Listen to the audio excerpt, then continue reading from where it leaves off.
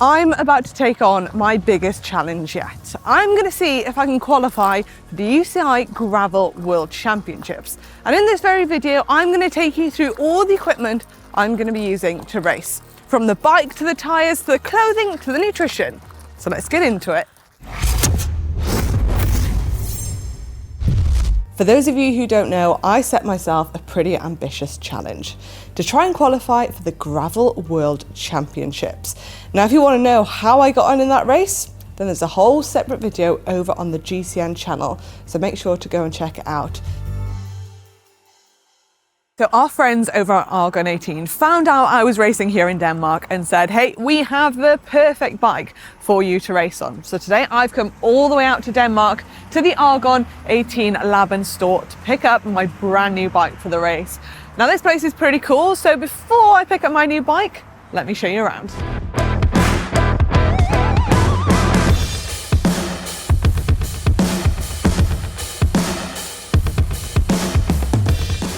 So this is their bike lab and store, and this is the most perfect looking display room I've ever seen. All the bikes are kind of displayed so nicely, so elegant, and it almost feels like an art gallery, but for bikes, the way they've all been displayed, and it is such a cool showroom. And one of my favourite details is the bikes on the clamps on the ceiling, kind of what we saw in UAE, where the bikes can be pulled down and pulled up. And apparently, if a new customer comes in to pick up a bike, their bike is up there and they reveal it coming down, which is super cool and a little detail that I love. Maybe I'll be lucky enough to get my bike to do that today.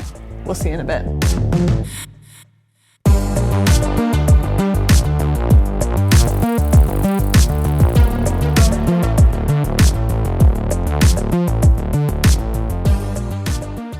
And then in this room, this is the mechanics workshop and production line where all the mechanics are working on the bikes, building them, and where my bike is going to get some TLC today. But this isn't like a workshop I've seen before. Everything is white, everything is clean. It almost feels like you're in like a chemistry lab or something like that. It's not what my workshop looks like.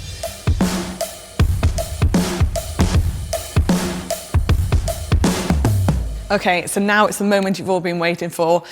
It's time to reveal my new bike. And yes, it is coming down from the ceiling. How cool is that?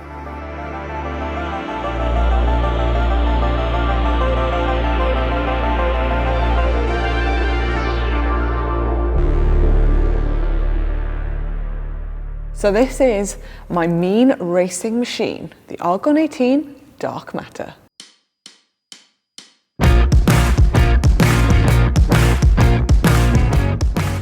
So first and foremost, this is a stunning looking bike, and I've gone for the colours Wild Olive Gloss, which is kind of like a nice dark green, and it's a little bit shiny down the bottom here, a little bit of sparkle, and it has some gold little bits and bobs everywhere. And then on the forks, there's this really cool kind of gnarly dirt gravel detail down there, which is nice and cool. And then on the inside of the chainstays here as well, it's got some gold details.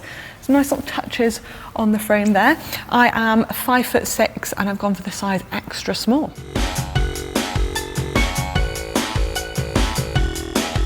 So a lot of work has gone into the geometry of this bike. So you can probably notice the bend in the forks there, making it a little bit more comfortable. And they've got some asymmetric chainstays at the rear here as well, just to make riding on gravel a little bit more comfortable on your body.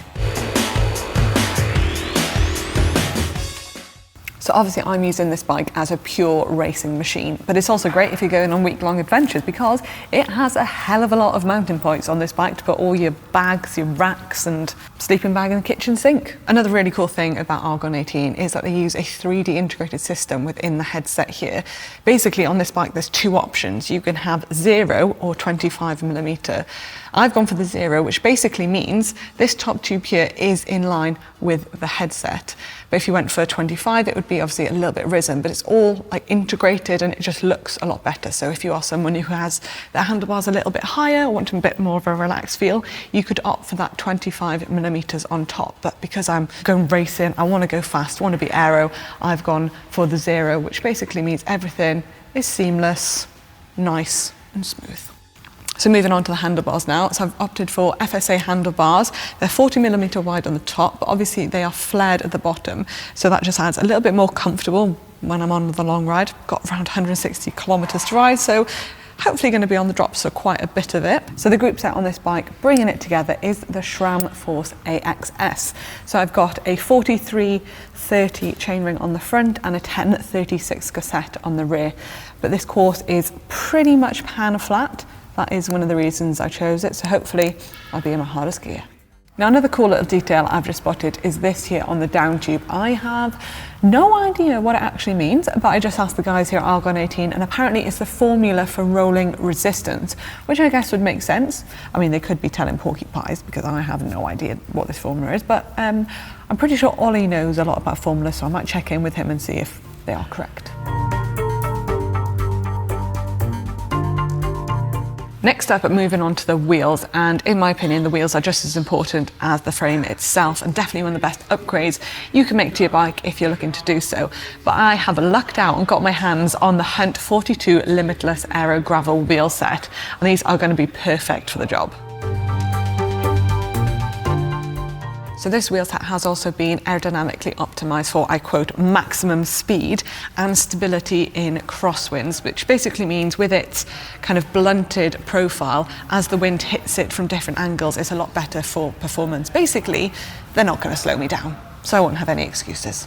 So mounted onto the wheels, I've gone for the Pirelli Cinturato Gravel RC tyre. It's got tubeless setup, and this is actually a tyre I used at Battle on the Beach just a few weeks ago, and I actually just used it on the rear and had a bit more of a knobbly tyre on the front, but I think they're going to be perfect for the race.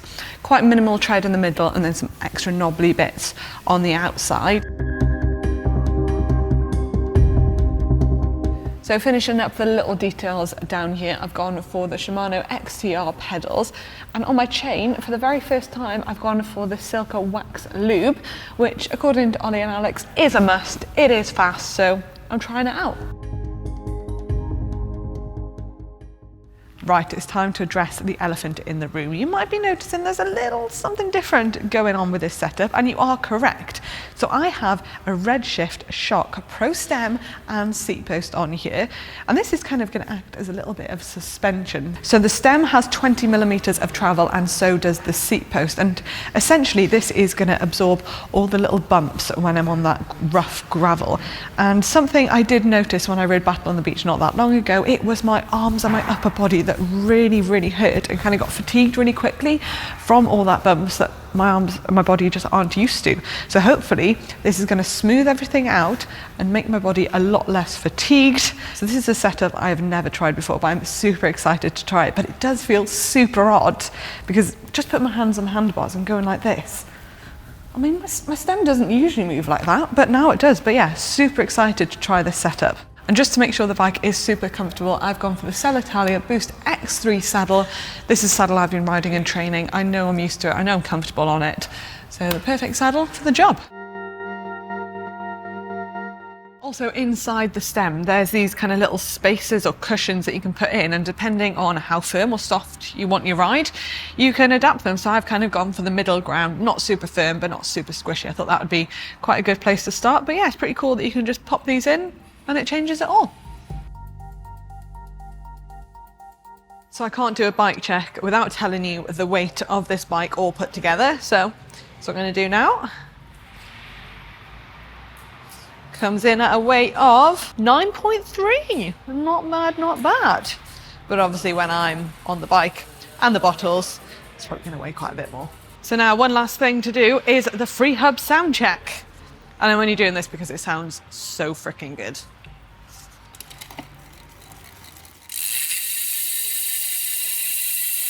So good.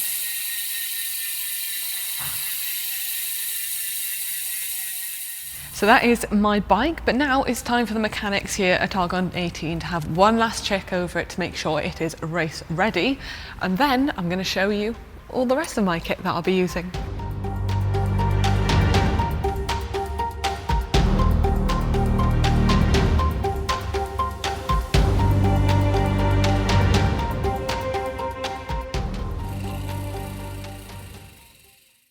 Right, now onto the finer details of everything that I'm going to be using and wearing. I'm going to start off with clothing.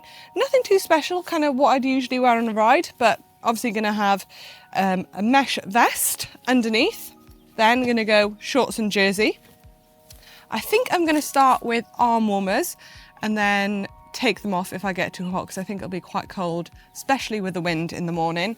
And then a gilet. I do like a gilet. And then I can just take it off if I get too hot as well.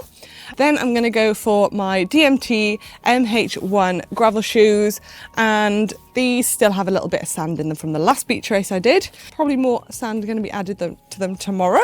Then moving on to the nutrition, a very, very vital part. So I'm going to have 2 bottles on my bike, and I'm going to fill those 2 bottles with this magic stuff, which is the Beta Fuel, with 80 grams of carbs in each bottle. That is a lot of carbs. I'm quite bad when I'm racing. I do forget to eat, or if I'm going really hard, and sometimes this is really good. It's really easy to drink and it doesn't taste sickly or anything. So taking that. I've also got a variety of other food. I've got a load of different kind of bars. I've got these Go Energy baked bars, tiramisu flavour, which is my favourite. Some chocolate fudge, kind of these are more energy bars.